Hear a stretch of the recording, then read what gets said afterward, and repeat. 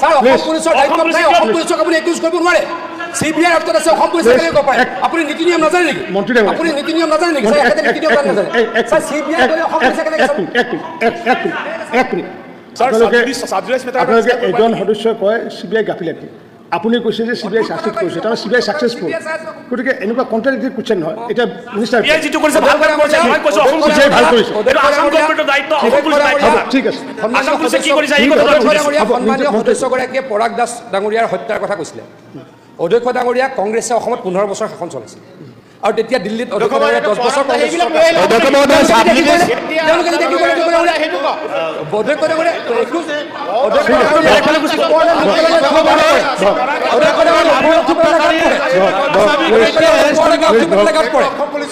অসম পুলিচৰ নহয় অসম পুলিচে চোৱাই নাই চিবিআই কৈছে মই চিবিআইৰ কথা কৈ আছো মই চিবিআইৰ কথা কৈ আছো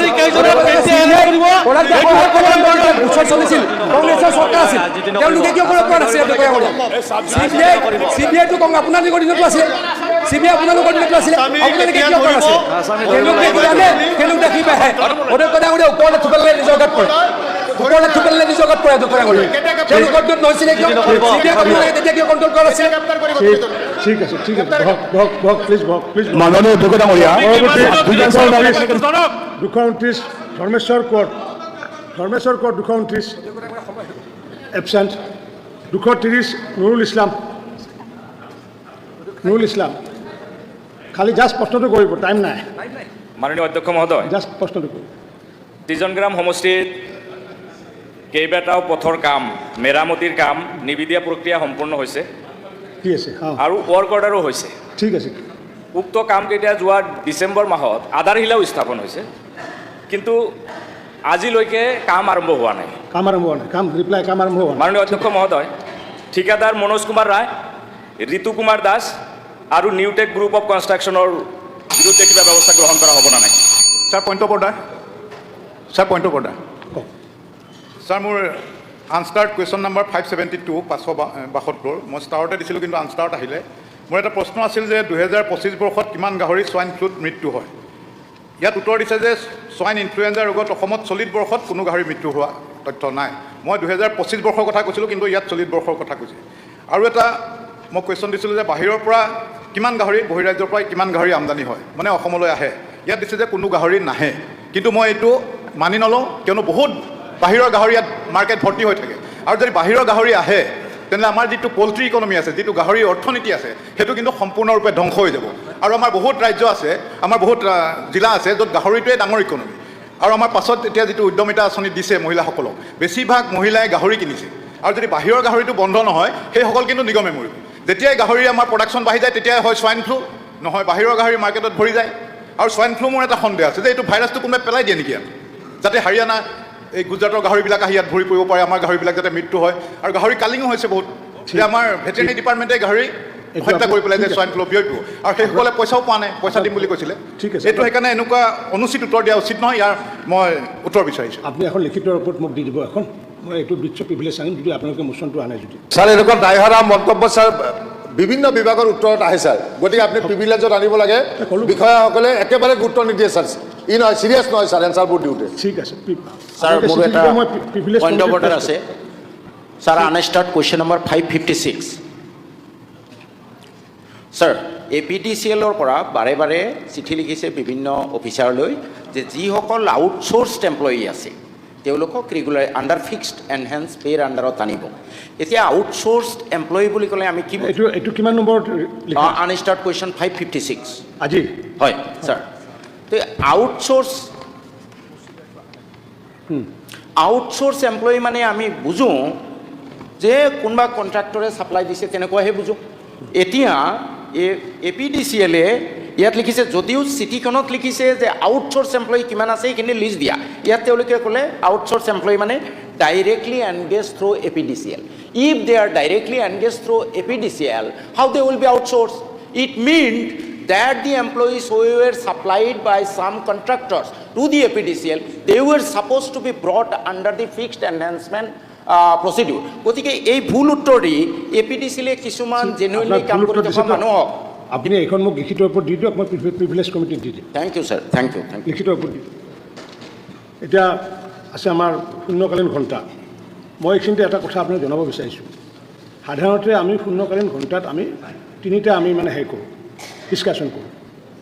আৰু এই তিনিটা ডিছকাশ্যন কেতিয়াবা এনেকুৱা হয়, কেতিয়াবা মানে আধা ঘণ্টাটো শেষ হৈ যায়, কেতিয়াবা 40 মিনিটৰ শেষ হৈ যায়। গতিকে আমি পূৰা এটা ঘণ্টাও আমি নাপাওঁ। আজি 9টা আমাৰ ইয়াতে আহিছে জিৰোৱাৰ 9টা। মোৰ মনৰ ইচ্ছা আছে, যিহেতু আপোনালোকে যিহেতু কষ্ট কৰি এটা জিৰোৱাৰ দিছে, সকলোৱে যাতে জিৰোৱাৰখিনি যে ৰেষ্ট কৰিব পাৰে। গতিকে আপোনালোকে যদি ইয়াতে ইলাষ্ট্ৰেট কৰি থাকে, তেতিয়া 3টা বা 4টা ঠিক কৰিব লাগিব। মোৰ মনৰ আজি সিদ্ধান্ত লৈ আহিছোঁ, 9টাৰ ভিতৰত যাতে 9টা আমি যাতে জিৰোৱাত আনিব পাৰোঁ, ৰিপ্লাই যাতে দিব পাৰে। গতিকে এইটো যদি আপোনালোকে বিচাৰে 9টা আহিব, অকল আজি বুলি নহয়, পৰৱৰ্তী সময়ত যিমান জিৰোৱাৰ দিব আমি সকলোবোৰে আমি ডিছকাশ্যন আমি কৰিব পাৰিম। কিন্তু আপোনালোকে যদি এটাত যদি ডিছকাশ্যনত যদি আপোনালোকে যদি আধা ঘণ্টা লৈ লয়, তেতিয়া মই 2টা দিব পাৰিম। মই আশা ৰাখিছোঁ যাতে জিৰোৱাৰ যিমানখিনি আছে গোটেইখিনি যাতে আমি, কাৰণ তেওঁলোকে বিভিন্ন কণ্ঠৰ কথাই ক'ব ইয়াতে। গতিকে সকলোৱে 3 মিনিট মেম্বাৰে ক'ব, 3 মিনিট ৰিপ্লাই দিব, আৰু সেইটো আধাৰত আমি যিমানকেইটা পাৰিম কৰি যাম। এতিয়া মই এটা বাক্য এড কৰিব খুজিছোঁ ছাৰ, আপুনি যদি বেয়া নাপায়। এই কুৱেশ্যন আৱাৰটোৰ প্ৰতি আমাৰ সকলো মেম্বাৰে খুব আগ্ৰহী, কিন্তু আমাৰ এতিয়া আপোনাৰ নেতৃত্বত ভালেখিনি গৈছে, কিন্তু 20টা নাযায়। কাইণ্ডলি যদি BCA ডিছকাশ্যন কৰি আমাৰ এইটো এটলিষ্ট 1.5 ঘণ্টালৈ বঢ়াব পৰা যায়, এইটো অলপ বিবেচনা কৰিব লাগে। মই ভাবোঁ গোটেই হাউজে ছাপোৰ্ট কৰিব। আমি BSCত আলোচনা কৰিলোঁ। আমি গোস্বামী ডাঙৰীয়া, আপুনি এখন চিঠি দিছিলে, আপুনি বানৰ কাৰণে যোৰহাটত যাম বুলি কৈছিলে, যাব পাৰে আপুনি, যাব পাৰে। এতিয়া জিৰোৱাত শ্ৰী ৱাজিৰ আলী চৌধুৰী ডাঙৰীয়াক দৈনিক অগ্ৰদূত বাতৰিকাকত প্ৰকাশিত দাম নিয়ন্ত্ৰণত কেৱল চৰকাৰী ভেলকিবাজি নিয়ন্ত্ৰণহীন মূল্যবৃদ্ধিত পিষ্ট হৈছে সৰ্বসাধাৰণৰ দৈনন্দিন জীৱনযাত্ৰা শীৰ্ষক বিষয়টো 3 মিনিটৰ ভিতৰত উত্থাপন কৰিবলৈ মই অনুৰোধ জনালোঁ। মাননীয় অধ্যক্ষ মহোদয়, মূল্যবৃদ্ধিৰ দৰে গুৰুত্বপূৰ্ণ বিষয় এটা সদনৰ শূন্যকালীন ঘণ্টাত উত্থাপন কৰিবৰ সুবিধা দিয়াৰ বাবে ধন্যবাদ জনাইছোঁ। অসমত নিত্য প্ৰয়োজনীয় খাদ্য সামগ্ৰীৰ অব্যাহত মূল্যবৃদ্ধিয়ে দুখীয়া আৰু মধ্যবিত্ত পৰিয়ালসমূহক অধিক সংকটৰ মুখলৈ ঠেলি দিছে। শেহতীয়া কেইসপ্তাহমানত চাউল, মিঠাতেল, চেনি, দাইল, কণী, আলু, পিঁয়াজ আৰু শাক পাচলিৰ দৰে প্ৰায় সকলো অত্যাৱশ্যকীয় সামগ্ৰীৰ দাম বৃদ্ধি পোৱাত সাধাৰণ গ্ৰাহকৰ ঘৰুৱা বাজেট সম্পূৰ্ণৰূপে বিঘ্নিত হৈছে। বজাৰৰ তথ্য অনুসৰি বিভিন্ন ব্ৰেণ্ডৰ চাউলৰ দাম প্ৰতি কিলোগ্ৰামত 5ৰ পৰা 8 টকালৈকৈ বৃদ্ধি পাইছে।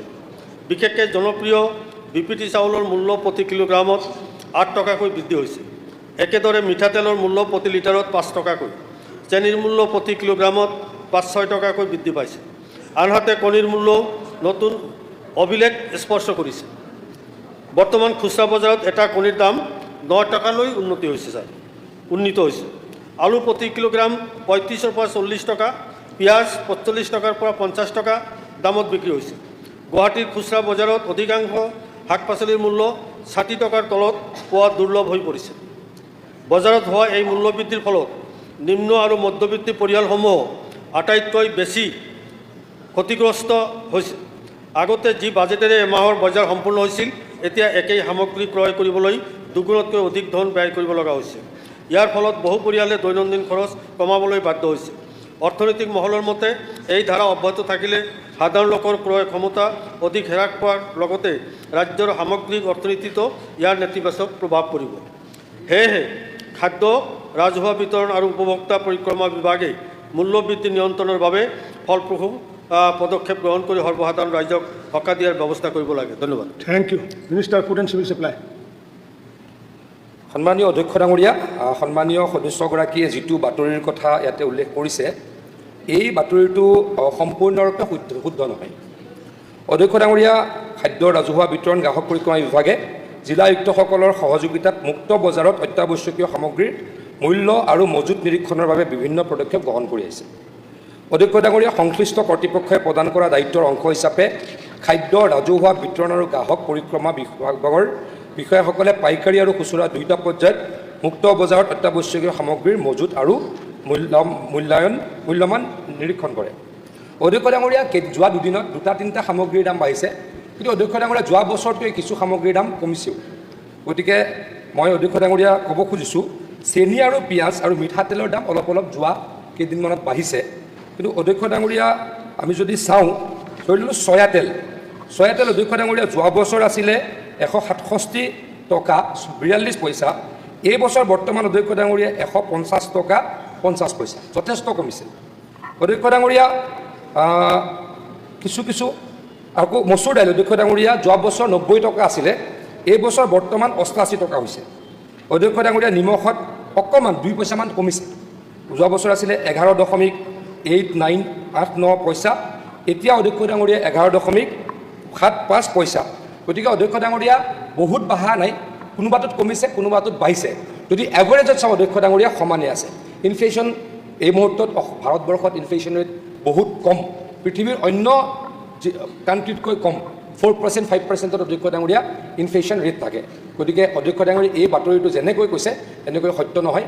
কিছু হয় মই স্বীকাৰ কৰিছোঁ, এটা দুটা বাঢ়িছে আৰু এটা দুটা কমিছেও, মোটামুটি এভাৰেজ একেই আছে অধ্যক্ষ ডাঙৰীয়া। Thank you. এতিয়া মই মাননীয় সদস্য তুলিৰাম ৰাহাঙক দ্য চেণ্টিনেল বাতৰি কাকতত প্ৰকাশিত vast areas of land in tribal belts and blocks still encroached upon শীৰ্ষক বিষয়টো উত্থাপন কৰিবলৈ অনুৰোধ জনালোঁ। 3 মিনিটৰ ভিতৰত, উইদিন 3 মিনিটছ।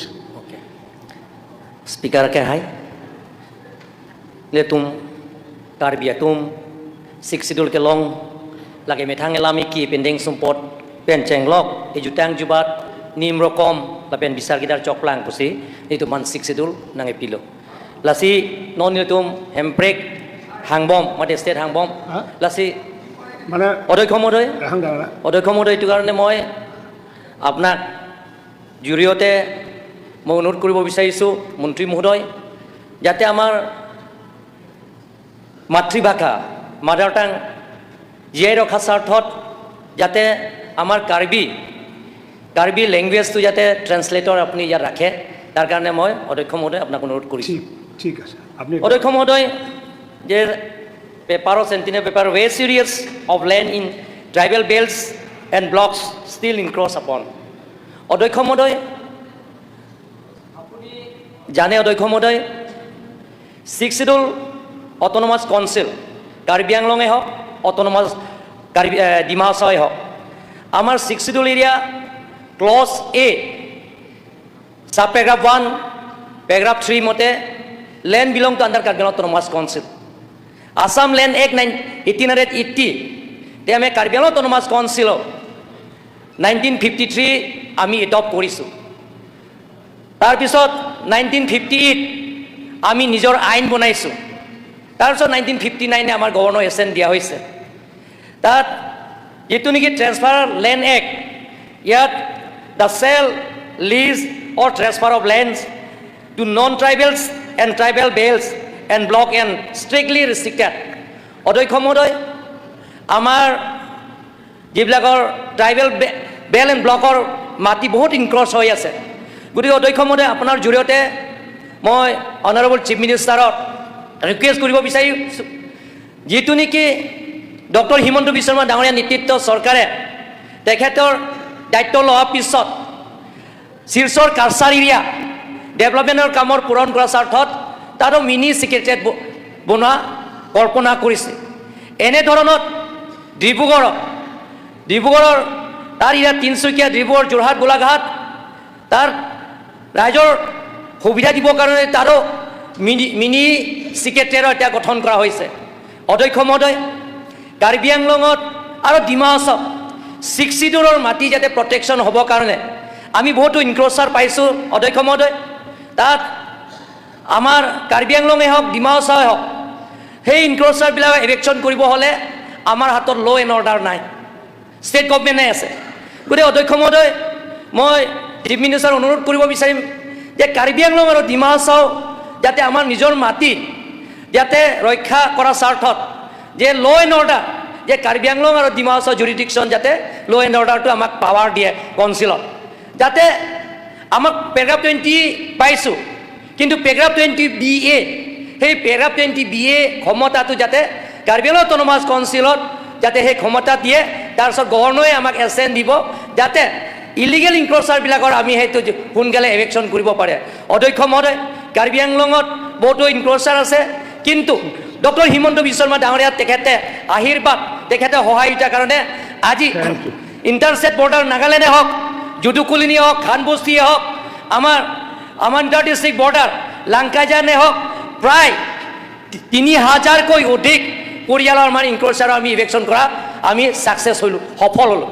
অধ্যক্ষ মহোদয়, এনেধৰণৰ আমাৰ এতিয়াও PGR BGRৰ পৰা আৰম্ভ কৰি যিমানখিনি ইনক্ল'চাৰ আছে সেইবিলাক যদি আমাৰ ল' এণ্ড অৰ্ডাৰ যদি আমাক ছাপৰ্টেৰে আমাৰ কাৰ্বি আংলং অট'নমাছ কাউন্সিলৰ পৰা আমি সেইটো আমি ইভেকশ্যন কৰিব পাৰিম অধ্যক্ষ মহোদয় কাৰণ আমাৰ ল' এণ্ড অৰ্ডাৰ আমাৰ ষ্টেট গভৰ্ণমেণ্টৰ হাততে আছে গতিকে পেৰাগ্ৰাফ 20(BA) যাতে আমাৰ গভৰ্ণৰ যদি সেই ক্ষমতা দিয়ে তেনেহ'লে আমাৰ law' and order Karbi Anglong autonomous কাউন্সিলটো ট্ৰেন্সফাৰ হ'ব অধ্যক্ষ মহোদয় গতিকে আমি আপোনাৰ জৰিয়তে মই অনাৰেবল চিফ মিনিষ্টাৰক মই ৰিকুৱেষ্ট কৰিব বিচাৰিম যে within the jurisdiction of Karbi Anglong autonomous council and Dima Hasao autonomous council যে SPDC আগতে ECR annual confidential report that যোনে CM তেখেতে সেই ECRটো তেখেতে লিখে ঠিক তেনেধৰণৰ OC IC ইনস্পেক্টৰৰ transfer posting within the jurisdiction of Karbi Anglong autonomous council and Dima Hasao autonomous council সেইটো আমাক যাতে ক্ষমতাটো দিয়ে ধন্যবাদ অধ্যক্ষ মহোদয় ট্ৰাইবেল বেল্টছ এণ্ড ব্লক সন্মানীয় অধ্যক্ষ ডাঙৰীয়া অসমত বৰ্তমান 48টা জনজাতীয় বেষ্টনী আৰু খণ্ড ট্ৰাইবেল বেল্ট এণ্ড ব্লক আছে অধ্যক্ষ ডাঙৰীয়া ইয়াৰে 23টা জনজাতীয় বেষ্টনী আৰু খণ্ড বিটিআৰ অঞ্চলত পৰে আৰু 29টা জনজাতীয় বেষ্টনী আৰু খণ্ড নন শ্বেডিউল্ড জিলাসমূহত পৰে অধ্যক্ষ ডাঙৰীয়া জনজাতীয় বেষ্টনী আৰু খণ্ডসমূহ অসমৰ ভূমি প্ৰশাসন ব্যৱস্থাৰ এক বিশেষ আৰু সংবেদনশীল অংশ এই অঞ্চলত বসবাস কৰা সংৰক্ষিত শ্ৰেণীৰ লোকসকলৰ ভূমিৰ অধিকাৰ যাতে সুৰক্ষিত থাকে অধ্যক্ষ ডাঙৰীয়া আৰু তেওঁলোকৰ ভূমি অবৈধভাৱে হস্তান্তৰ অধিগ্ৰহণ বা দখলৰ যাতে হেৰাই নাযায় সেই উদ্দেশ্যে অসম ভূমি আৰু ৰাজহ অধিনিয়ম 1886 অধ্যায়ৰ 10 আৰু অসম ভূমি নীতি 2019ৰ অধীনত বিশেষ বিধিগত ব্যৱস্থা কৰা হৈছে অধ্যক্ষ ডাঙৰীয়া ট্ৰাইবেল বেল্ট এণ্ড ব্লকটো মই ইতিমধ্যে কৈছোঁ অত্যন্ত সংবেদনশীল ট্ৰাইবেলসকল আমাৰ ভূমিপুত্ৰ ট্ৰাইবেলসকলক আমি সুৰক্ষা দিব লাগে গতিকে ট্ৰাইবেলসকলৰ ভূমি যাতে অন্য কোনো ব্যক্তিয়ে গৈ কৌশল কৰি হস্তান্তৰ কৰিব নোৱাৰে আনকি কিনিবও নোৱাৰে অধ্যক্ষ ডাঙৰীয়া আমাৰ এনেকুৱা কিছুমান অঞ্চল আছে ভূমিপুত্ৰসকলৰ আৰ্থিক অৱস্থা বেয়া সেই আৰ্থিক অৱস্থা বেয়াৰ সুযোগ লৈ অধ্যক্ষ ডাঙৰীয়া বহু ব্যক্তিয়ে তাত গৈ মাটি কিনি লয় গতিকে অধ্যক্ষ ডাঙৰীয়া অসমত এই ট্ৰাইবেল বেল্ট এণ্ড ব্লকৰ ব্যৱস্থাটো প্ৰৱৰ্তন কৰা হৈছিল কিন্তু অধ্যক্ষ ডাঙৰীয়া ট্ৰাইবেল বেল্ট এণ্ড ব্লকত এনেকুৱা কিছুমান নিয়ম আছে তাত কিছু অন্য প্ৰটেক্টেড ক্লাছো আছে অন্য ট্ৰাইবেল নহয় কিন্তু প্ৰটেক্টেড ক্লাছ অধ্যক্ষ ডাঙৰীয়া অনুসূচিত জাতিৰ ব্যক্তিসকল ট্ৰাইবেল বেল্ট এণ্ড ব্লকত প্ৰটেক্টেড ক্লাছ অধ্যক্ষ ডাঙৰীয়া বাগানৰ বনুৱা ভাই বন্ধুসকল তাত প্ৰটেক্টেড ক্লাছ নাথ যোগী সম্প্ৰদায়ৰ ব্যক্তিসকল তাত প্ৰটেক্টেড ক্লাছ এতিয়া আমি ক'ৰবাত অধ্যক্ষ ডাঙৰীয়া মোৰ বোধৰে শদিয়াত ন ৰণুজ দা মৰাণ মটক আৰু আহোমসকলকো প্ৰটেক্টেড ক্লাছ এটা দুটা জেগাত দিয়া হৈছে যিসকল খিলঞ্জীয়া লোক অধ্যক্ষ ডাঙৰীয়া তুলিৰাম ৰংহান ডাঙৰীয়া গুৰুত্বপূৰ্ণ প্ৰশ্ন উত্থাপন কৰিছে যে এই প্ৰটেক্টেড ক্লাছতো গৈ প্ৰটেক্টেড ক্লাছৰ উপৰিও গৈ ট্ৰাইবেল বেল্ট এণ্ড ব্লকত বহু ব্যক্তিয়ে মাটি দখল কৰিছে আমি পৰ্যায়ক্ৰমে অধ্যক্ষ ডাঙৰীয়া এইবিলাক যোৱা 5 বছৰত অবিৰতভাৱে অধ্যক্ষ ডাঙৰীয়া বেদখলমুক্ত কৰি আছোঁ হিমন্ত বিশ্ব শৰ্মা ডাঙৰীয়া এই ক্ষেত্ৰত অতি কাঢ়া অতি কঠোৰ পৰ্যায়ক্ৰমে কৰি থকা হৈছে আৰু সকলোকে কৈ দিয়া হৈছে যে ট্ৰাইবেল বেল্ট এণ্ড ব্লকত যদি কোনোবাই অবৈধভাৱে বহিছে যিসকল প্ৰটেক্টেড ক্লাছ নহয় তেওঁলোক তাৰ পৰা গুচি আহক নিৰ্দেশ কাঢ়া দিয়া হৈছে কোনো অঞ্চলৰ পৰা ঘূৰি আহিছে সন্মানীয় সদস্য তুলিৰাম ৰংহান ডাঙৰীয়া নিজেও CEM কাৰ্বি অট'নমাছ কাউন্সিলৰ তেখেতৰ জিলা দুখনত মই গাৰ্জেন মিনিষ্টাৰো হয় মইতো জানোৱেই তেখেতে পৰ্যায়ক্ৰমে এই ভূমিসমূহ বেদখলমুক্ত কৰি আছে অধ্যক্ষ ডাঙৰীয়া নিশ্চয়কৈ কৰিম তেখেতে আৰু এটা কথা কৈছিলে পুলিচৰ পাৱাৰটো সেইটো অধ্যক্ষ ডাঙৰীয়া ভাৰতৰ সংসদে সিদ্ধান্ত লয় সেইটো অসম চৰকাৰে নলয় ভৱিষ্যতে যদি ভাৰতৰ সংবিধান সংশোধন কৰি পাৰ্লিয়ামেণ্টে সিদ্ধান্ত লয় যে আমাৰ 6 শ্বেডিউল যিসমূহ কাউন্সিল থাকে তাত যদি পুলিচ পাৱাৰ দিব লাগে তেতিয়া তেওঁলোকে এই ব্যৱস্থা ল'ব পাৰিব এই ক্ষেত্ৰত আমি অপাৰগ থেংক ইউ এতিয়া মই মাননীয় সদস্য শ্ৰী জীৱেশ ৰয় অসমীয়া প্ৰতিদিন বাতৰি কাকতত প্ৰকাশিত সুৰাৰ বিপণী মুকলিক লৈ উত্তপ্ত চাপৰ শীৰ্ষক বিষয়টো উত্থাপন কৰিবলৈ অনুৰোধ জনাইছোঁ 3 মিনিটৰ ভিতৰত মন্ত্ৰীও 3 মিনিটৰ ভিতৰত দিব ৰিপ্লাই অধ্যক্ষ মহোদয় যোৱা 17 জুলাই তাৰিখে প্ৰতিদিন সেৱা আৰু লগতে অগ্ৰদূত বাৰ্তাত এটা বিশেষ খুব গুৰুত্বপূৰ্ণ বাতৰি প্ৰকাশিত হৈছিল যে 10 নং বিলাসীপাৰা বিধানসভা সমষ্টিৰ অন্তৰ্গত চাপৰৰ 5 নম্বৰ ৱাৰ্ডত আমাৰ সকলোৱে জানে যে চাপৰ প্ৰয়াত মুখ্যমন্ত্ৰী জননেতা শৰৎ চন্দ্ৰ সিংহদেৱৰ বাসস্থান আৰু তাতে জননেতাগৰাকীৰ এটা ইচ্ছা আছিল আৰু সেই কথা সকলোকে চাপৰবাসী বিলাসীপাৰাবাসী জ্ঞাত যে জননেতাগৰাকীয়ে এটা আহ্বান জনাইছিল যে চাপৰত যাতে সুৰাৰ বিপণী কেতিয়াও খোলা নহয় আৰু সেই আহ্বানক গুৰুত্ব প্ৰদান কৰি সকলোৱে আজিলৈকে চাপৰত ভাৰত স্বাধীন হোৱাৰ পিছত কোনো ধৰণৰ খুৰাৰ বিপণী কোনেও ইয়াত খোলা হোৱা নাছিল। কিন্তু অতিকে দুৰ্ভাগ্যজনক যে যোৱা কিছুদিন আগত আমাৰ চাপৰৰ হেচি ৰেষ্টুৰাঁ নামেৰে এখন অনশ্বপ IMFL অনশ্বপ এখন তাত খোলা হৈছিল আৰু তাৰ পিছ মুহূৰ্ততে চাপৰবাসী বিশিষ্ট বুদ্ধিজীৱীসকল, শিক্ষাবিদসকল, দল সংগঠন, মহিলাসকল সকলোৱে একত্ৰিত হৈ তাৰ বিৰুদ্ধে তীব্ৰ গণ আন্দোলন, ৰাষ্ট্ৰীয় ঘাইপথ অৱৰোধ, অৱস্থান ধৰ্মঘট, বিভিন্ন ধৰণৰ গণতান্ত্ৰিক আন্দোলন জনসাধাৰণে তাত লোৱা পৰিলক্ষিত হৈছিল। গতিকে এই গুৰুত্বপূৰ্ণ বিষয়টো পৰৱৰ্তী সময়ত আমাৰ যি জিলা প্ৰশাসন আছে আবকাৰী বিভাগৰ সৈতে লগ লাগি সেই দোকানখন বন্ধ কৰি দিয়ে। পিছ মুহূৰ্ততে আকৌ সেইখন এসপ্তাহৰ কাৰণে খোলা থাকে, আকৌ 15 দিনৰ কাৰণে বন্ধ, আকৌ 1 মাহৰ কাৰণে বন্ধ, এইধৰণে কৰি আজিলৈকে প্ৰায় 4-5 বাৰ খোলা আৰু বন্ধ মানে হৈয়ে থাকিল। পৰৱৰ্তী সময়ত এতিয়ালৈকে যোৱা 19 জুলাই তাৰিখে এটা অৰ্ডাৰ দিছিল আমাৰ জিলা প্ৰশাসনে যে 30 দিনৰ কাৰণে দোকানখন সম্পূৰ্ণৰূপে ইয়াত বন্ধ, 30 দিনৰ কাৰণে আকৌ বন্ধ দিছে।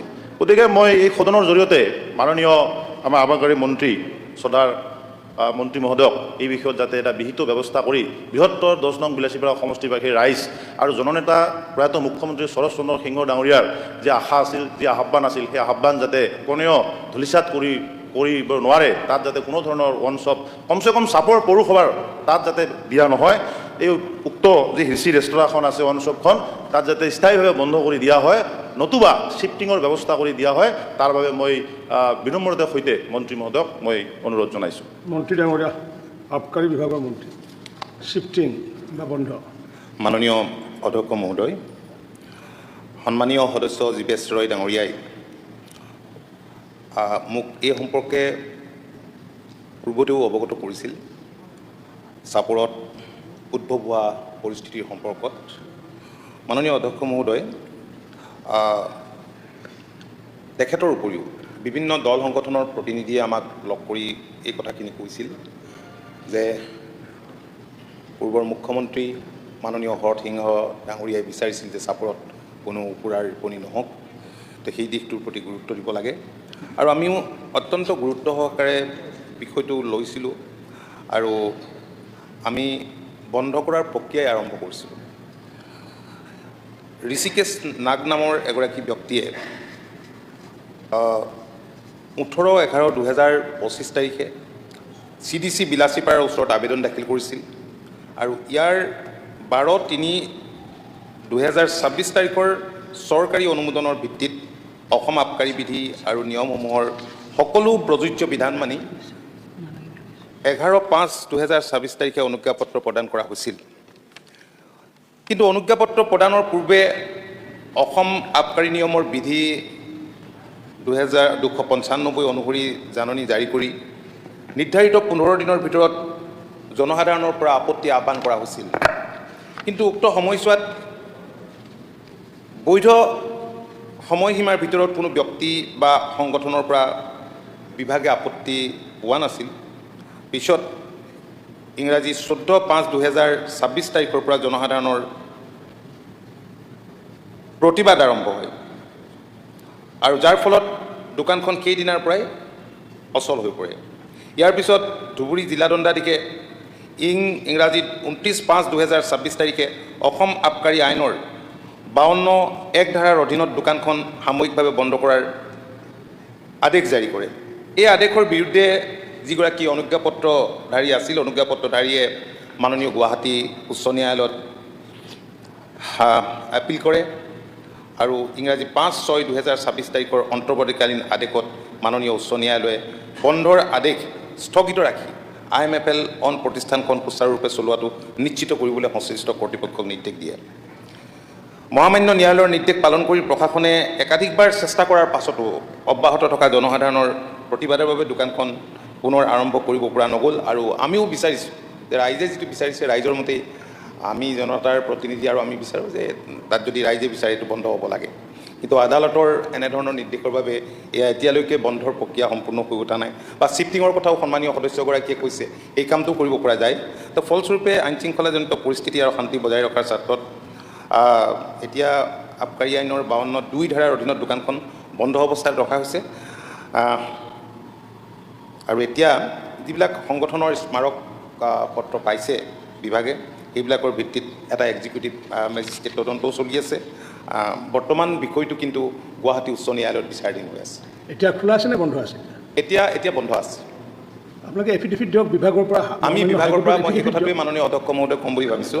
এই সম্পৰ্কত ৰাজহুৱা স্বাৰ্থ জড়িত এটা বিষয়, স্পৰ্শকাতৰ বিষয়, গতিকে আমি নিশ্চয় আদালতত আমি থেংক ইউ এফিডেভিট দিম। এতিয়া মই মাননীয় সদস্য শ্ৰী শিবু মিশ্ৰ, হোজাই জিলাত আজিকৈ প্ৰতি কোনো BEd, DLEd, পলিটেকনিক আৰু ITI আদিৰ শিক্ষানুষ্ঠান সম্পৰ্কত শীৰ্ষক বিষয়টো উত্থাপন কৰিবলৈ অনুৰোধ জনালোঁ। 3 মিনিটৰ ভিতৰত।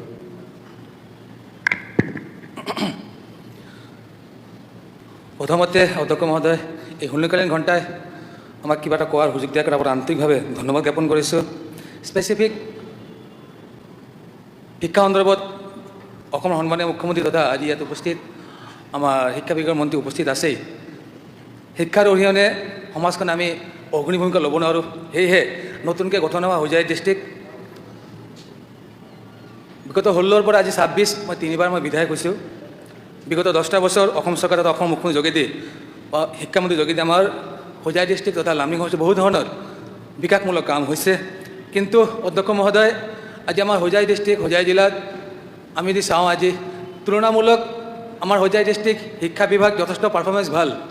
কিন্তু যদি আমি তুলনামূলক অসম ভিত্তিক যদি জিলা ভিত্তিক আমি কম্পেয়াৰ কৰোঁ, হোজাই জিলাৰ শিক্ষাৰ মানদণ্ড পিছ পৰি আছে। সেয়েহে অধ্যক্ষ মহোদয়, মোৰ অনুৰোধ থাকিল চৰকাৰ তথা শিক্ষামন্ত্ৰীৰ প্ৰতি আমাৰ অনুৰোধ থাকিল, আমাৰ হোজাই জিলাত আজিলৈকে BEd, DLEd, আমাৰ পলিটেকনিক, ITI এই ধৰণৰ ভাল শিক্ষা প্ৰতিষ্ঠান আজিও আমি পোৱা নাই। তাৰ কাৰণে অধ্যক্ষ মহোদয়, মই বিনম্ৰ অনুৰোধ থাকিল হোজাই ডিষ্ট্ৰিক্ট তথা লামডিং সমষ্টিত যদি এটলিষ্ট ITI, পলিটেকনিকেল, আমাৰ BEd, DLEd এনেকৈ যদি এটা মানদণ্ড দিয়া যায়, শিক্ষা প্ৰতিষ্ঠান দিয়া যায়, তেনেহ'লে আমাৰ উঠি অহা প্ৰজন্মৰ ছাত্ৰ ছাত্ৰী এটা ভাল সকাহ পাব। অহা দিনত আমাৰ হোজাই ডিষ্ট্ৰিক্ট শিক্ষাৰ মানদণ্ড পাৰফৰ্মেঞ্চ যথেষ্টখিনি ভাল হ'ব। ইয়াৰ উপৰি আমাৰ লংকা বিদ্যালয় প্ৰায় 3000ৰ অধিক তাৰ এনৰলমেণ্ট আছে। যদি এই বিষয়টো আমাৰ সন্মানীয় মুখ্যমন্ত্ৰী অৱগত হয়, তেওঁ যেতিয়া আমাৰ লামডিং গৈছিল, আমাৰ প্ৰিন্সিপাল লংকা বিদ্যালয়ৰ প্ৰিন্সিপাল তেওঁক অৱগত কৰাইছিল। 3000ৰ অধিক তাত এনৰলমেণ্ট আৰ্টছ আৰু কমাৰ্চ আছে, কিন্তু তাত ছায়েন্স ষ্ট্ৰীমটো নাই। আমাৰ লংকা পৌৰসভা, যদিও লংকা ইতিমধ্যে আফটাৰ ডিলিমিটেশ্যন ইমান দিন হোজাই আছিল, আজি প্ৰায় 2 বছৰমান হ'ল লংকা লামডিং অন্তৰ্ভুক্ত হৈছে। লংকা কলেজ বিদ্যালয় আৰ্টছ আৰু কমাৰ্চ আছে, কিন্তু ছায়েন্স ষ্ট্ৰীমটো নাই। তাৰ কাৰণে বিনম্ৰ অনুৰোধ থাকিল আমাৰ লংকা যেন আমাৰ ছায়েন্স ষ্ট্ৰীমটো আমি পাওঁ। লগে লগে আমাৰ যদিও আমাৰ ধন্যবাদ দিব লাগিব আমাৰ অসম চৰকাৰ, অসম সন্মানীয় মুখ্যমন্ত্ৰী তথা শিক্ষামন্ত্ৰীক।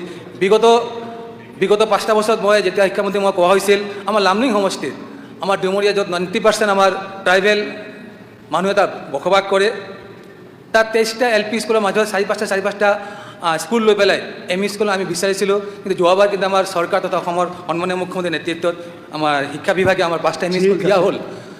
এতিয়া আমাৰ LP পদ আপুনি সুধিছে BEd, পলিটেকনিক, আপুনি কলেজত গুচি গ'ল, তেতিয়া ৰিপ্লাই দিয়াত অসুবিধা হ'ব মন্ত্ৰী ডাঙৰীয়া। বেছ আমাৰ LP পৰা ME পৰা হাই কমে 5-6-7 কিলোমিটাৰ ডিষ্টেঞ্চ। ইন্দিৰা জয়ন্তী, মাধৱদেৱ হাইস্কুল ইয়াতে নাইতো।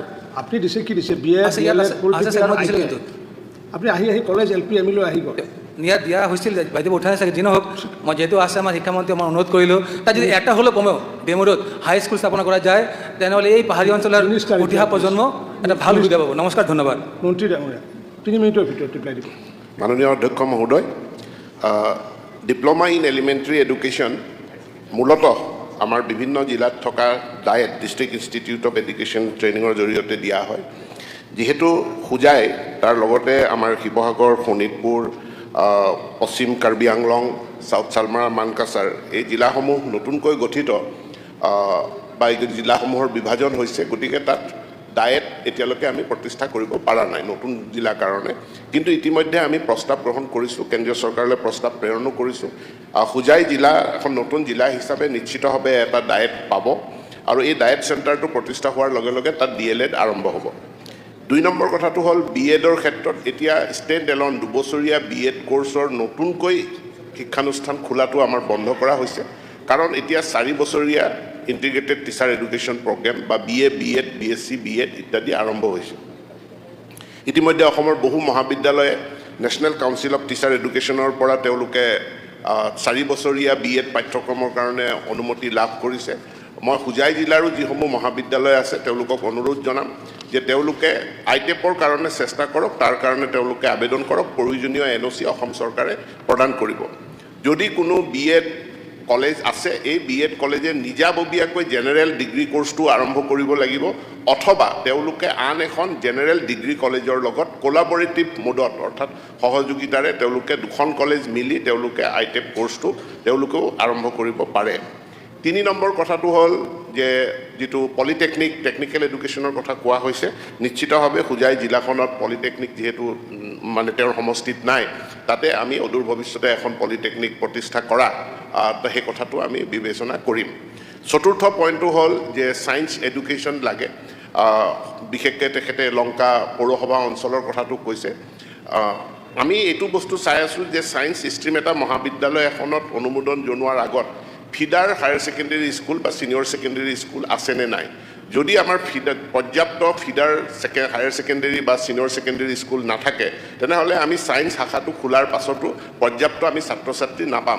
আৰু এনেকুৱা ঘটনা অসমৰ কেইবাখনো মহাবিদ্যালয়ৰ ক্ষেত্ৰত ইতিমধ্যে হৈছে, আৰু যাতে এইটো ভৱিষ্যতে নহয় তাৰ কাৰণে আমি ফিডাৰ স্কুলটো প্ৰথমে সৃষ্টি কৰিব বিচাৰিছোঁ, তাৰ পাছত আমি ছায়েন্স শাখাটো আমি খুলিম।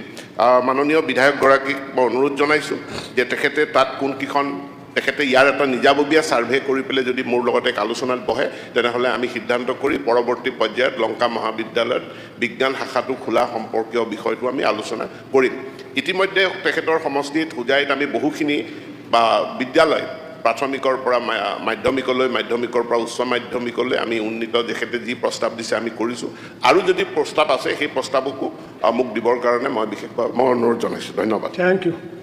এতিয়া মই মাননীয় সদস্য শ্ৰী ভুৱন গামক বিশ্বৰ সৰ্ববৃহৎ নদীদ্বীপ পৰ্যটন ক্ষেত্ৰ মাজুলীৰ ঐতিহাসিক সত্ৰসমূহ, ঐতিহ্যবাহী মুখাশিল্প, চৰাইচোং আৰু পদ্মশ্ৰী যাদৱ পায়েঙৰ মোলাই কাঠনি, মানৱ নিৰ্মিত অৰণ্য, এইসমূহ প্ৰচাৰ আৰু প্ৰসাৰৰ কৰাৰ প্ৰয়োজন আছে। এই সম্পৰ্কত বিষয়টো উত্থাপন কৰিবলৈ অনুৰোধ জনাম। অধ্যক্ষ মহোদয়, অসমত আমাৰ মাননীয় মুখ্যমন্ত্ৰী ডাঙৰীয়া পৰ্যটকস্থলী হিচাপে গঢ় দিবৰ কাৰণে যথেষ্ট চেষ্টা কৰিছে। মই ভাবোঁ মাজুলীকো পৰ্যটকস্থলী হিচাপে গঢ় দিবৰ কাৰণে মই কিছু দৃষ্টিগোচৰ কৰিব বিচাৰিছোঁ। কাৰণ মাজুলীত জাপানৰ এটা ফেমিলি আছিল, 5 বছৰ থাকিলে, কাৰণ তাত গড় চৰ বনালে। গড় চৰ বনোৱাৰ পিছত এবছৰ মূৰে মূৰে এমাহ থাকে।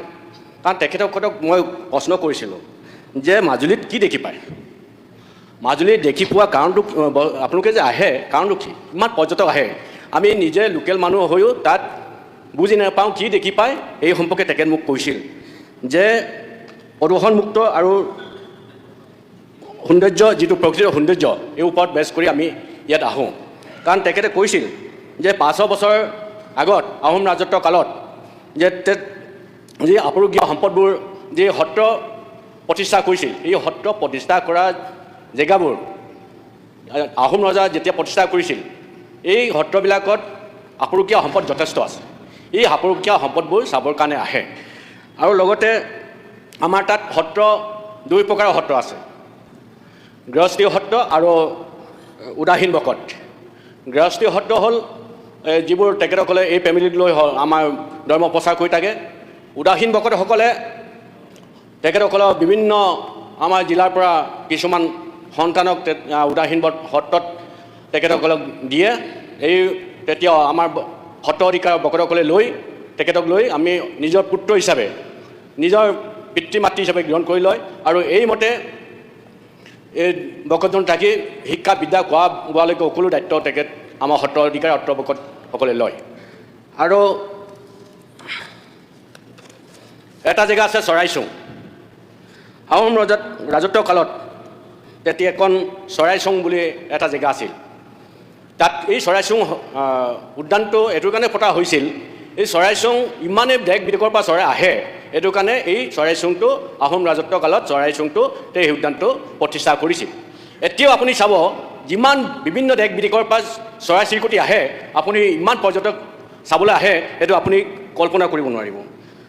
আৰু ৰাগ উৎসৱ, আমাৰ মাজুলীৰ ৰাগ যথেষ্ট, কাৰণ ৰাগ হোৱাৰ লগে লগে 2 মাহৰ মূৰৰ পৰাই আপুনি ৰাগ উৎসৱৰ কাৰণে উকল মাকল হৈ থাকে। আৰু ৰাগ উৎসৱটো চাবৰ কাৰণে বিভিন্ন দেশ বিদেশৰ পৰা এইধৰণে পৰ্যটক আহে। আৰু আৰু এটা অৰণ্য মানৱ যাদৱ পাইন ডাঙৰীয়াই যি সুন্দৰ পদক্ষেপ লৈছে, এই সুন্দৰ পদক্ষেপটো হ'ল এজন ব্যক্তিয়ে যে এতিয়ালৈকে বৰ্তমান 2500 বিঘা মাটি এতিয়ালৈকে অৰণ্য সৃষ্টি কৰিছে। তেখেতৰ অৰণ্যত বিভিন্ন দেশ বিদেশৰ পৰা পৰ্যটক আহে। আজিকালি দেখি পাইছোঁ দেশ বিদেশৰ ছাত্ৰ ছাত্ৰীসকলো অধ্যয়ন কৰিবলৈ আহে। এই অধ্যয়ন কৰিবলৈ যিও আপুনি কল্পনা কৰিব নোৱাৰে, কিমান পৰ্যটক আহে কল্পনা কৰিব নোৱাৰে।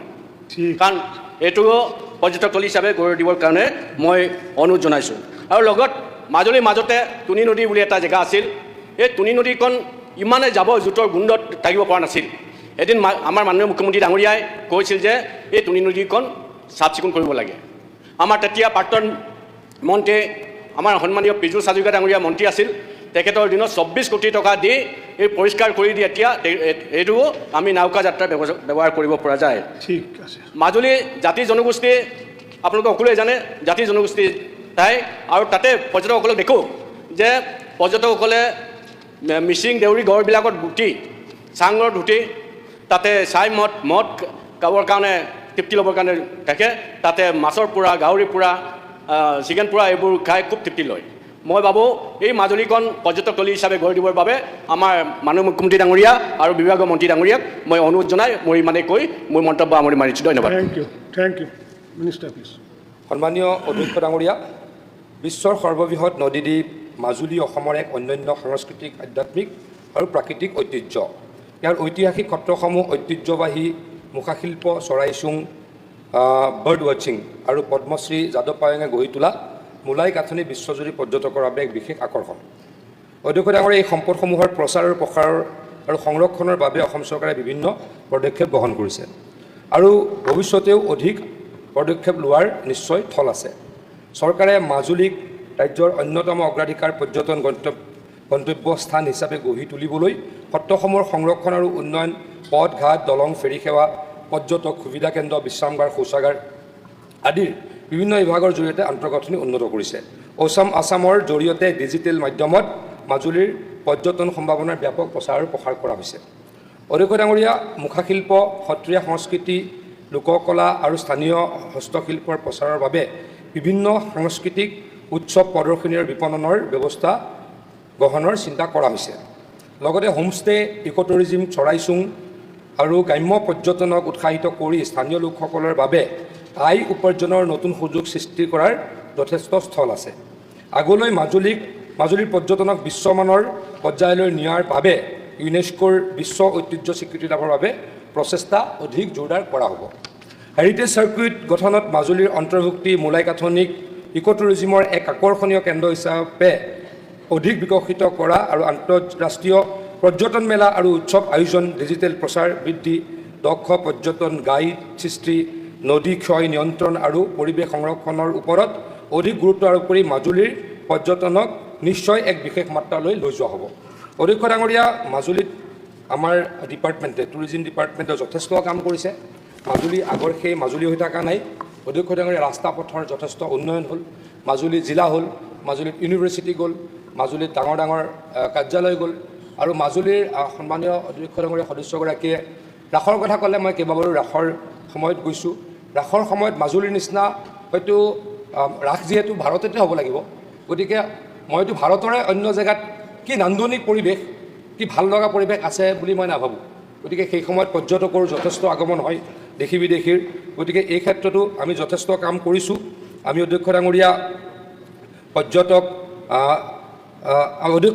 আমি development of Tezpur, Majuli, Sivasagar and heritage circuit in Assam under Swadesh Darshan scheme আমি গ্ৰহণ কৰিছোঁ। অধ্যক্ষ ডাঙৰীয়া, আপুনি নিজেও পৰ্যটন মন্ত্ৰী আছিল, আপুনি যথেষ্ট কাম কৰিছিল। অধ্যক্ষ ডাঙৰীয়া, আমাৰ তাতে কেইবাটাও গেষ্ট হাউচ বনোৱা হৈছে, ৰিজৰ্ট বনোৱা হৈছে, আৰু অধিক কৰিবলৈ যত্ন কৰা হ'ব। অধ্যক্ষ ডাঙৰীয়া, এটা ডাঙৰ কাম আমি কিছু হ'লেও কৰিবলৈ সক্ষম হৈছিলোঁ। অধ্যক্ষ ডাঙৰীয়া, মাজুলীত আজিকালি বানপানী নহয়। এবাৰ হৈছে নেকি সন্মানীয় সদস্য ডাঙৰীয়া?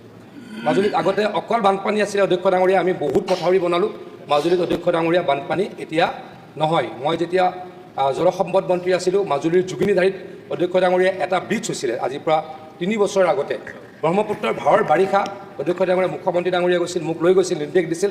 ভৰ বাৰিষা 30-32 দিনত আমি সেই মথাউৰি মাৰিছিলোঁ আৰু তেতিয়াৰ পৰা আৰু মাজুলীত বানপানীৰ খবৰ শুনা নাই। আছে অধ্যক্ষ ডাঙৰীয়া, কিন্তু মাজুলীত বানপানীৰ খবৰ শুনা নাই। গতিকে তাৰ কাৰণেও পৰ্যটকৰ সুত আৰু বৃদ্ধি পোৱা পৰিলক্ষিত হৈছে। তেখেতে তুনি নদীৰ কথা ক'লে, তুনি নদীত অধ্যক্ষ ডাঙৰীয়া আমি চাফা কৰিছিলোঁ মুখ্যমন্ত্ৰী ডাঙৰীয়াৰ নিৰ্দেশত। এতিয়া তুনি নদীত নাৱেৰে যথেষ্ট কাৰ্যসূচী হয় পৰ্যটকক আকৰ্ষিত কৰাৰ কাৰণে। নেশ্যনেল মিডিয়াটো এই তাৰ ৰিফ্লেকশ্যন হৈছিলে অধ্যক্ষ ডাঙৰীয়া। আৰু নিশ্চয়কৈ আমাৰ সকলো বিভাগে মাজুলীৰ কাৰণে কাম কৰিম। মাজুলী আমাৰ ঐতিহ্য, মাজুলী আমাৰ সন্মান, গৌৰৱ, মাজুলীৰ সত্ৰ আমাৰ কাৰণে গৌৰৱ। গতিকে মাজুলীৰ কাৰণে নিশ্চয়কৈ অধ্যক্ষ ডাঙৰীয়া আমি আৰু কাম কৰিম। ধন্যবাদ। এতিয়া মই মাননীয় সদস্য ডক্টৰ আসিফ মহম্মদ নাজাৰক মৈৰাবাৰী বজাৰত অবৈধ মদৰ দোকানে বিনষ্ট কৰিছে পৰিৱেশ, সঘনাই সংঘটিত হৈ আহিছে চুৰি কাৰ্য শীৰ্ষক বিষয়টো উত্থাপন কৰিবলৈ 3 মিনিটৰ ভিতৰত মই আহ্বান জনাম। মাননীয় অধ্যক্ষ মহোদয়, যোৱা 20 জুলাই তাৰিখে অসমীয়া দৈনিক বাতৰি কাকতত এটা নিউজ প্ৰকাশ হৈছিলে। তাত কোৱা হৈছিলে যে মৈৰাবাৰী বজাৰত অবৈধ দোকানে বিনষ্ট কৰিছে পৰিৱেশ, সঘনাই সংঘটিত হৈছে চুৰি কাৰ্য। মাননীয় অধ্যক্ষ মহোদয়, মৰিগাঁও জিলাৰ মৈৰাবাৰী যি বজাৰ আছে, মৈৰাবাৰী থানাৰ অন্তৰ্গত এই বজাৰত এটা দুষ্ট চক্ৰই কিছুদিন ধৰি আৰক্ষী বিভাগ আৰু আবকাৰী বিভাগক কেৰেপ নকৰি অবৈধ সুৰা ব্যৱসায় চলাই আহিছে, যাৰ ফলত মাননীয় অধ্যক্ষ মহোদয় বজাৰখনত ওচৰে পাজৰে যিবোৰ অঞ্চল আছে এই অঞ্চলবোৰত ইয়াৰ প্ৰভাৱ বহুত বেয়াকৈ পৰিছে আৰু এই অঞ্চলবোৰত লাহে লাহে চোৰৰ উপদ্ৰৱ দিনক দিনে বাঢ়ি গৈছে। অকল অবৈধ ব্যৱসায়ে নহয়, তাত আজিকালি জুৱা, তীৰ, আপোনাৰ বিভিন্ন যিবোৰ অসামাজিক কাৰ্যকলাপ আছে এইবোৰ বাঢ়ি গৈছে। কিছুদিন আগতে মোৰ ওচৰতে কিছুমান শিক্ষক আহি পেলাই ক'লে যে ইমানেই চুৰিৰ উপদ্ৰৱ বাঢ়িছে যে স্কুলৰ আপোনাৰ ফেনেই হওক, ইলেক্ট্ৰিকেল বস্তুৱেই হওক, বিভিন্ন বস্তুবোৰ চুৰি কৰি লৈ যায়। সেই একেধৰণে মৈৰাবাৰী বজাৰৰ আপোনাৰ যদি চাই মৈৰাবাৰী প্ৰেছ ক্লাবেই হওক বা মৈৰাবাৰী পৰিদৰ্শন বংলাকে ধৰি পেলাই তাত থকা যিবোৰ বয় বস্তু আছিলে গোটেইবোৰ চুৰি কৰি লৈ গুচি গ'ল। আৰু এই ক্ষেত্ৰত আমাৰ আৰক্ষী বিষয়াসকলক বা আৰক্ষীক জনোৱাৰ পিছতো তেখেতসকলে কোনো ব্যৱস্থা এতিয়ালৈকে ল'ব পৰা নাই, যাৰ কাৰণে দিনক দিনে চুৰিৰ প্ৰকোপ বাঢ়ি গৈছে, জুৱাৰ প্ৰকোপ বাঢ়ি গৈছে, নিচাযুক্ত সামগ্ৰী খোৱাৰ প্ৰকোপ বাঢ়ি গৈছে। অকল মৈৰাবাৰী অঞ্চলটোৱে নহয়, এই তাৰ পাৰ্শ্বৱৰ্তী যিবোৰ এলেকা আছে, ওচৰৰ অঞ্চলবোৰ আছে, সেইবোৰতো একে পৰিস্থিতি। গতিকে মই মাননীয় অধ্যক্ষ মহোদয়ক অনুৰোধ কৰোঁ যে আমাৰ মন্ত্ৰী ডাঙৰীয়াই এইটোৰ ওপৰত যাতে বিশেষ ব্যৱস্থা লয় আৰু এই চুৰিৰ কাৰণে এই অবৈধ সুৰা ব্যৱসায় হৈ থকাৰ কাৰণে লাহে লাহে যে চুৰিৰ বাঢ়ি গৈছে, লাহে লাহে যে আপোনাৰ নিচাযুক্ত সামগ্ৰীৰ জুৱা, তীৰ এইবোৰ যে অসামাজিক কাৰ্যকলাপ বাঢ়ি গৈছে, তাৰ কাৰণে উচিত ব্যৱস্থা ল'বলৈ আৰু যি দুষ্টচক্ৰই এই ব্যৱসায়টো চলাই আছে তাৰ ওপৰত যাতে বিহিত ব্যৱস্থা লয় আৰু অতি সোনকালে ল'লেহে এই মৈৰাবাৰীৰ যি অঞ্চলৰ পৰিৱেশ, এই পৰিৱেশটো ঠিক হ'ব, নহ'লে দিনক দিনে আৰু বেয়া হৈ গৈ থাকিব আৰু গোটেই মৈৰাবাৰী অঞ্চলৰ অসামাজিক কাৰ্যকলাপে গ্ৰাস কৰিব বুলি মই ভাবোঁ। এতিয়া মাননীয় আবকাৰী মন্ত্ৰী ডাঙৰীয়াই উত্তৰ প্ৰদান কৰিব। মাননীয় অধ্যক্ষ মহোদয়, সন্মানীয় সদস্যগৰাকীক ধন্যবাদ জনাইছোঁ। তেখেতে এটা গুৰুত্বপূৰ্ণ বিষয় বাতৰি কাকতত প্ৰকাশ পোৱাৰ পাছত সদনৰ মজিয়াত আপোনাৰ দৃষ্টিগোচৰ কৰিছে, আমি গম পাইছোঁ। মাননীয় অধ্যক্ষ মহোদয়, মৈৰাবাৰীত যিবিলাক দোকান বজাৰ বা বেছিভাগ ঠাইত ধৰ্মীয় সংখ্যালঘুৰ লোক আছে আৰু সেইকাৰণে তাত চৰকাৰে কোনো IMFL অফেই হওক, অনৰে হওক, অনুজ্ঞাপত্ৰ তাত দিয়া নাই। তো এতিয়া আমি গম পাইছোঁ যে তাত অবৈধ চুলাই মদৰ বেহা চলি আছে। তেখেতে আমাক এই কথাখিনি কৈছে, মই আশ্বাস দিছোঁ, কাৰণ আমি অবৈধ চুলাই মদ বন্ধ কৰিবৰ কাৰণে যাৱতীয় ব্যৱস্থা লৈছোঁ। য'ত জিলাবিলাকত গম পায়ো কেতিয়াবা কোনোবা আবকাৰী বিভাগেই হওক, আমাৰ বিভাগেই বিশেষকৈ বা পুলিচে গম পোৱাৰ পিছতো ক'ৰবাত যদি অভিযোগ আহিছে যে কোনো ধৰণৰ ব্যৱস্থা লোৱা নাই, তেতিয়াহ'লে ইয়াৰ পৰাই আমি বিভাগীয় মানুহ পঠাই, এনফৰ্চমেণ্ট পঠাই আমি তাত সেইখিনি ধৰাৰ ব্যৱস্থা কৰোঁ। এই ক্ষেত্ৰত চৰকাৰে ডেফিনেটলি ব্যৱস্থা গ্ৰহণ কৰিব, কাৰণ কংগ্ৰেছ শাসনত থকাৰ সময়ত বিষাক্ত অবৈধ চুলাই খাই বহুত মানুহে মৃত্যুক সাৱটি ল'বলগীয়া হৈছিল আৰু তেতিয়াৰ পৰাই আমি অত্যন্ত গুৰুত্ব সহকাৰে লৈছোঁ যাতে ৰাজ্যখনত যি অবৈধ চুলাই মদ চলি আছে ইয়াক যাতে বন্ধ কৰিব পৰা যায়। তাত ব্যৱস্থা নোলোৱা নহয়, তাত ব্যৱস্থা লৈছিলে। আজি কিছুদিনৰ আগতে এটা কেছ ৰেজিষ্টাৰো কৰিছে, 4টা কেছ ৰেজিষ্টাৰ কৰিছে আৰু চিজো কৰিছিলে। 50 লিটাৰ চুলাই মদ চিজ কৰিছিলে। তাত বনাবৰ কাৰণে যি গুৰ লাগে 160 কেজি জব্দও কৰিছে। চুলাই মদ বনোৱা সামগ্ৰী জব্দ কৰিছে আৰু বিদেশী সুৰাও তাত প্ৰায় 21 লিটাৰ জব্দ কৰিছে। তো তাত যিখিনি জড়িত আছে স্থানীয় ব্যক্তি বুলি আমি গম পাইছোঁ, ধৰ্মীয় সংখ্যালঘুৰ ব্যক্তি। আগতে তেনেবোৰ অঞ্চলত মদ নাখাইছিল বা মদৰ প্ৰচলন নাছিল আৰু সেইকাৰণে চৰকাৰে দিয়াও নাই, কিন্তু এতিয়া চুলাই মদ হৈ গৈছে। এইটোতো স্বাস্থ্যৰ কাৰণেও মাৰাত্মক আৰু এইবোৰ খাই যিটো গোলমাল কৰে সেইটোতো আৰু ডাঙৰ কথা। গতিকে নিশ্চিতভাৱে আমাৰ বিভাগে এই ক্ষেত্ৰত যাৱতীয় ব্যৱস্থা ল'ব। ধন্যবাদ। এতিয়া মই মাননীয় সদস্য মহিবুৰ ৰহমানক অসমীয়া খবৰ বাতৰি কাকতত প্ৰকাশিত মানকাছাৰত ভুৱা প্ৰমাণপত্ৰৰে পঞ্চায়ত প্ৰতিনিধি হোৱাৰ পিছতো বাতিল নহ'ল যোগ্যতা, জিলা প্ৰশাসনৰ কৰ্মকাণ্ডক লৈ সৰব চৰ্চা শীৰ্ষক বিষয়টো উত্থাপন কৰিবলৈ অনুৰোধ জনালোঁ আৰু 3 মিনিটৰ ভিতৰত তেখেতে উত্থাপন কৰিব। ধন্যবাদ অধ্যক্ষ মহোদয়। আমাৰ 2011 চনৰ যদি চেঞ্চাছ আমি চাওঁ, আমাৰ দেশত 68.8% মানুহ গাঁও অঞ্চলত বসবাস কৰে।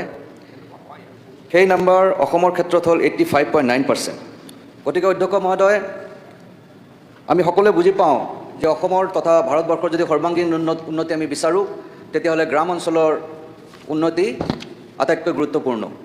এই ক্ষেত্ৰত অধ্যক্ষ মহোদয়, পঞ্চায়তী ৰাজে এটা গুৰুত্বপূৰ্ণ ভূমিকা নিশ্চয় পালন কৰি আহিছে আৰু এই পঞ্চায়তী ৰাজটো নিকা আৰু শক্তিশালী কৰাৰ কাৰণে আমি সকলোৱে দায়িত্ব ল'ব লাগিব। এই ক্ষেত্ৰত 2018 চনত আমাৰ যি এমেণ্ডমেণ্ট বিল আহিল, তাৰ জৰিয়তে minimum educational qualification, child marriage, polygamy বা constraints on number of living children, এনেধৰণৰ বিভিন্ন ক্লজ লগোৱা হ'ল, যিকেইটা থাকিলে বা যিকেইটাৰ জৰিয়তে আমি যিবিলাক প্ৰতিযোগী হ'ব বা যিসকলে ইলেকশ্যনত নামিব, তেখেতসকলৰ ওপৰত কিছু কনষ্ট্ৰেইন আনি দিলোঁ। কিন্তু অধ্যক্ষ মহোদয়, দেখা গৈছে যে এই আইনবিলাকে কেনেদৰে আমি ইমপ্লিমেণ্ট কৰিম তাৰ ক্ষেত্ৰত বহুত ঠাইত বহুতখিনি কথা কোনেও অৱগত নহয় বা কিছু কনফিউজন থাকি গৈছে। বিশেষকৈ যদি আমি চাওঁ, যোৱা কেইদিন আগতে বঙাইগাঁৱত 19 জুন তাৰিখে ৰঙাপানী গাঁও পঞ্চায়তৰ 1 নম্বৰ ৱাৰ্ড সদস্য কহিনুৰ খাতুনক পদচ্যুত কৰা হৈছে এডুকেশ্যনেল কোৱালিফিকেশ্যনত ভুৱা নথিপত্ৰ দিয়াৰ কাৰণে। কিন্তু সেই একে ঠাইত দেখা গৈছে যে আমাৰ চাউথ চালমাৰা মানকাছাৰত একাধিক কেছত কোনো ধৰণৰ ষ্টেপ লোৱা হোৱা নাই। ডিষ্ট্ৰিক্ট কমিশ্যনাৰক বাৰম্বাৰ আমি কমপ্লেইন দিয়াৰ পিছতো কোনো ধৰণৰ একশ্যন আমি পোৱা নাই। গতিকে অধ্যক্ষ মহোদয়, এনেকুৱা ক্ষেত্ৰত য'ত এজন ব্যক্তিৰ প্ৰথম ষ্টেপটোৱে মানে নমিনেশ্যন ফাইল কৰাৰ প্ৰথম ষ্টেপটোৱে যদি ভুৱা হয় বা নিৰ্বাচনত প্ৰতিযোগিতা কৰাৰ প্ৰথম ষ্টেপটোৱে যদি ভুৱা হয়, তেখেতৰ পৰা আমি কেনেদৰে এক নিকা আৰু দুৰ্নীতিমুক্ত আচৰণ আশা কৰিব পাৰোঁ। গতিকে অধ্যক্ষ মহোদয়, এই ক্ষেত্ৰত মই বিভাগীয় কৰ্তৃপক্ষৰ, বিভাগীয় মন্ত্ৰীৰ দৃষ্টি আকৰ্ষণ কৰিব বিচাৰিছোঁ যে এনেধৰণৰ কেছত কি কৰিব লাগে তাৰ ওপৰত আপোনালোকে খুব সোনকালে কিবা ব্যৱস্থা ল'ব লাগে। মোৰ যিটো আহ্বান যে যিসকল ইতিমধ্যে ভুৱা প্ৰমাণিত হৈছে তেখেতসকলক অন্তিপলমে পদচ্যুত কৰিব লাগে, ডিষ্ট্ৰিক্ট কমিশ্যনাৰক কিবা SOP এটা দিব লাগে আৰু লগতে এই পদ্ধতিবিলাক যিবিলাক লোৱা হ'ব টাইম বাউণ্ড যাতে হয়। বহু ক্ষেত্ৰত দেখা যায় যে 6 মাহ 7 মাহ পাৰ হৈ যায়, কিন্তু তাৰপিছতো কোনো ধৰণৰ একশ্যন নহয়। আমি যদি কিহত যাওঁ, কৰ্তৃপক্ষক লগ কৰোঁ, তেখেতসকলে কয় যে প্ৰচেছ চলি আছে। কিমান দিন চলিব এনেধৰণৰ প্ৰচেছ? গতিকে মই ভাবোঁ যে 2 মাহ বা 3 মাহ তেনেকুৱা এটা টাইম বাউণ্ড এটা কিহত খুব সোনকালে ব্যৱস্থা ল'ব লাগে আৰু যিসকল দোষী সাব্যস্ত হৈছে অধ্যক্ষ মহোদয়, তেখেতসকলক খুব সোনকালে পদচ্যুত কৰিব লাগে। Thank you. এতিয়া মাননীয় পঞ্চায়ত আৰু গ্ৰামোন্নয়ন বিভাগৰ মন্ত্ৰী মহোদয়ে উত্তৰ দিব 3 মিনিটৰ ভিতৰত। মাননীয় অধ্যক্ষ মহোদয়, মই সন্মানীয় সদস্যগৰাকীক ধন্যবাদ জনাইছোঁ সদনৰ মজিয়াত এই বিষয়টো আনি আমাৰ দৃষ্টিগোচৰ কৰাৰ কাৰণে। আৰু আমি বিষয়টো অত্যন্ত গুৰুত্ব সহকাৰে গ্ৰহণ কৰিছোঁ। অসম পঞ্চায়ত আইন 1994 প্ৰাসংগিক যিবিলাক বিধান আছে, সেই বিধানসমূহ আৰু এই ক্ষেত্ৰত প্ৰযোজ্য অন্যান্য প্ৰচলিত নিয়ম নীতি আধাৰত বিষয়টো আমি পৰ্যালোচনা কৰিম আৰু পৰ্যালোচনাৰ ফলাফলৰ ভিত্তিত আইনসন্মত আৰু প্ৰয়োজনীয় ব্যৱস্থা আমি গ্ৰহণ কৰিম। সন্মানীয় অধ্যক্ষ মহোদয়, এই বিষয়টো আমাৰ শেহতীয়াভাৱে তেখেতে প্ৰশ্নটো অনাৰ পিছতহে আমাৰ দৃষ্টিলৈ আহিছে আৰু দৃষ্টিলৈ অহাৰ পাছত আমি জিলা আয়ুক্তৰ পৰা প্ৰতিবেদন বিচাৰিছিলোঁ। প্ৰতিবেদনত তেখেতে উল্লেখ কৰিছে যে পঞ্চায়ত নিৰ্বাচন সম্পন্ন হোৱাৰ পাছত 2 নং ফেকামাৰী আঞ্চলিক পঞ্চায়তৰ প্ৰথমখন সভা 21 জুলাই 2025 তাৰিখে অনুষ্ঠিত হৈছিল আৰু সেই সভাতেই আব্দুল মুন্নাফ শ্বেখক সভাপতি হিচাপে নিৰ্বাচিত কৰিছিল। পৰৱৰ্তী সময়ত শ্ৰী মামুন শ্বাহে WP/C নং 4237/2025 দাখিল কৰি উক্ত নিৰ্বাচনক প্ৰত্যাহ্বান জনাইছিল আৰু মাননীয় গুৱাহাটী উচ্চ ন্যায়ালয়ে 15 অক্টোবৰ 2025 তাৰিখে আদেশ জাৰি কৰিছিল আৰু সেই আদেশত 21 জুলাই 2025 তাৰিখৰ সভাখনত প্ৰক্ৰিয়াগত ত্ৰুটি পৰিলক্ষিত হোৱা বুলি উল্লেখ কৰিছিল আৰু তাৰ পৰিপ্ৰেক্ষিতত পুনৰবাৰ প্ৰথম সভা অনুষ্ঠিত কৰাৰ বাবে সংশ্লিষ্ট কৰ্তৃপক্ষক নিৰ্দেশ দিছিলে। উক্ত আদেশৰ পৰিপ্ৰেক্ষিততে মাননীয় অধ্যক্ষ মহোদয় 2025 চনৰ 25 অক্টোবৰ তাৰিখে পুনৰবাৰ সভা অনুষ্ঠিত হয়, কিন্তু সভাখন অনুষ্ঠিত হ'লেও ন্যূনতম প্ৰয়োজনীয় উপস্থিতিৰ অভাৱত সভাখন সম্পন্ন হৈ নুঠিল। ফলস্বৰূপে 1 নৱেম্বৰ 2025 তাৰিখে দ্বিতীয় বৈঠক অনুষ্ঠিত কৰা হয়। তাত মামুন শ্বাহ